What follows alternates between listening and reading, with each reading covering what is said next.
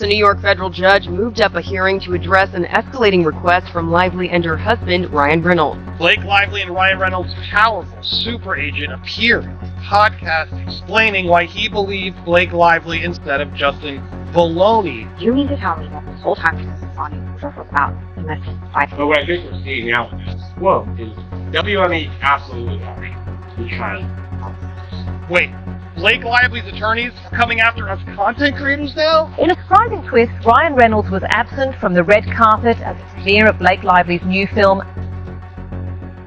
Hollywood's influence stretches far beyond the silver screen, and recent footage has ignited a firestorm, raising critical questions about power dynamics within the entertainment industry. At the heart of the controversy are Blake Lively and Ryan Reynolds, a couple whose prominence extends well beyond their acting careers. With a combined net worth in the hundreds of millions, an extensive network of high-profile connections, and the ability to shape media narratives, they are more than just A-list celebrities.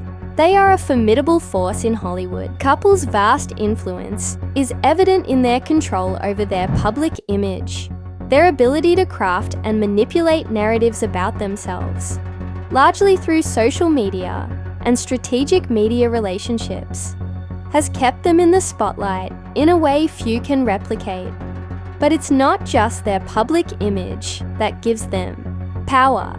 Their connections to executives, journalists, and even politicians provide them with access to resources and opportunities that most can only dream of. However, with great power comes great scrutiny. The latest footage to emerge has sparked a wave of legal battles and concerns about the broader implications of Hollywood's control over personal and professional narratives. As Blake and Ryan continue to navigate their positions within the industry, the question remains, just how much influence do they, and by extension Hollywood, truly wield? Fourth revelation that came is that Sony informed them that there would be a cast-wide boycott if James Heath or Justin Baldoni attended the premiere. How's that for the statement? Actually, we learn that on July 23, 2024, Sony informs Wayfarer, the studio financing the premiere and most of the film, that Lively had demanded that Baldoni, Heath, and Wayfarer refrain from attending the New York premiere and threatens a cast-wide boycott if they do. This is really Justin's fault. I need to be man up and accept, the public, you're noticing some things, but you're wrong, public. Basically, the command was gaslight the public while behind the scenes, we act awful. That was the command. That was the instruction, okay? And this brings in the Brandon Sklenar piece, because I have just been amazed at how involved he got and how the cast just knew that Justin was a good person, went along with this anyways, and I had reduced this to essentially A-list syndrome. All of these people who, if you even aspire to be a Hollywood actor and actress, in most circumstances you're dealing with someone who probably has some narcissistic tendencies. I'm not saying everyone, okay, but the majority. This is why we have these stereotypes about Hollywood. A 2016 interview with journalist KY Flar has recently resurfaced, casting Blake Lively in a less than flattering light. The interview, which took place during the Cafe Society press tour, was marked by noticeable tension. Lively responded sarcastically to Flar's congratulatory remark about her pregnancy, creating an uncomfortable exchange that has caught renewed attention. I look at it, it's even more evident that they were just completely ignoring me. If you watch this clip I'm going to show you, I think it's about 1.5 minutes long, Blake Lively does not look at me one single time until the end. Okay, here we go.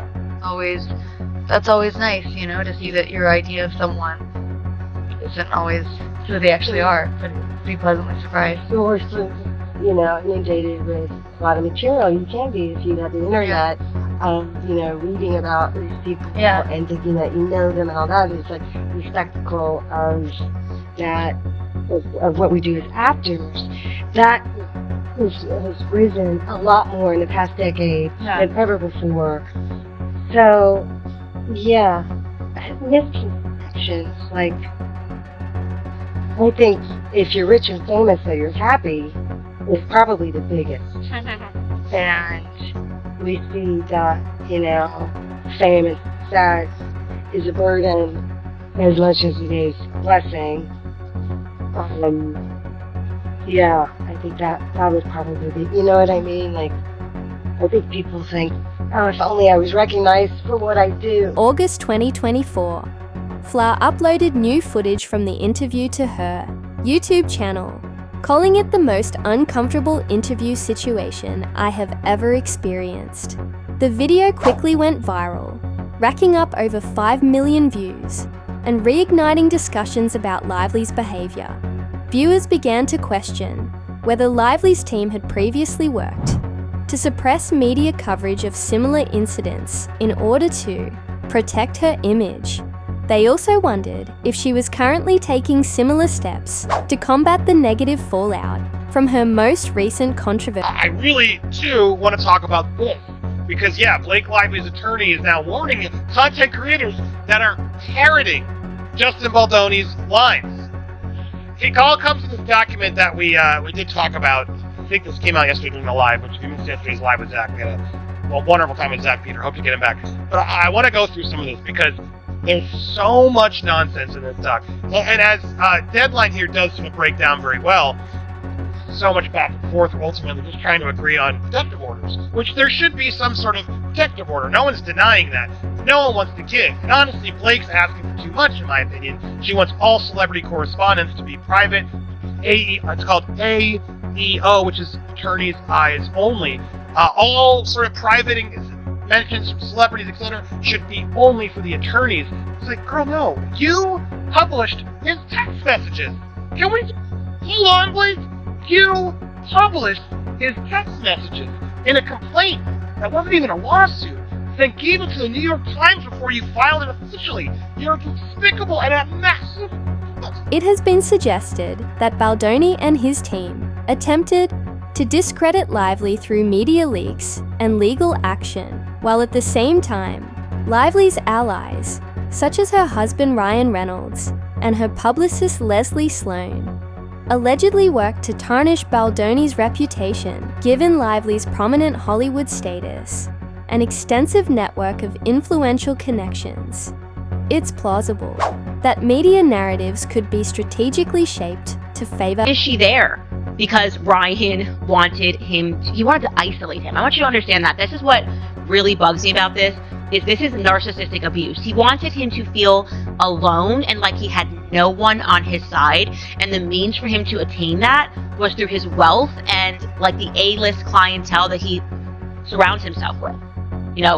Me and Hugh are going to be on the set promoting your film, making fun of you. I really want you guys to think about how insane that is.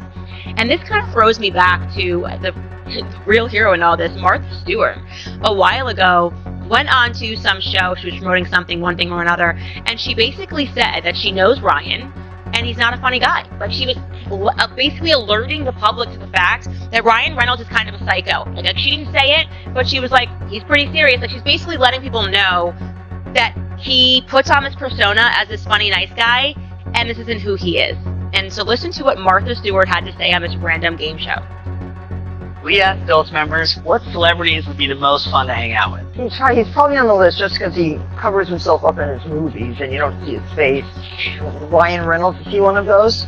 And you want to know something? It's not so fun. A new development in the case surfaced when leaked audio from the Freakonomics podcast revealed Ari Emanuel, CEO of Endeavor, openly discussing the legal battle. Exactly what happened. This was where Ari Emanuel, WME, who was Blake, Ryan, who was Justin's agent, spoke very negatively, calling Justin baloney, all this stuff. He leveled in and talked about why he believes Blake and Ryan, while seemingly continuing to defame Justin. This is an agent, mind you, who has not yet publicly dropped Diddy, but he dropped Justin Baldoni because Blake and Ryan made him.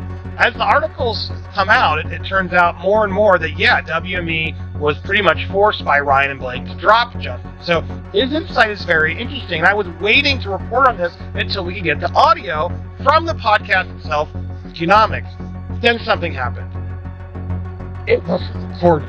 Listen to this. when our excellent editor Ellen Frankman comes up to me with the look on her face that I couldn't quite figure out. In retrospect, she looked really ill. She was shaky, her face was pale. So I asked her, what's wrong? And she tells me that in addition to the audio failures we had earlier, there was another, even bigger failure. The show had not been recorded.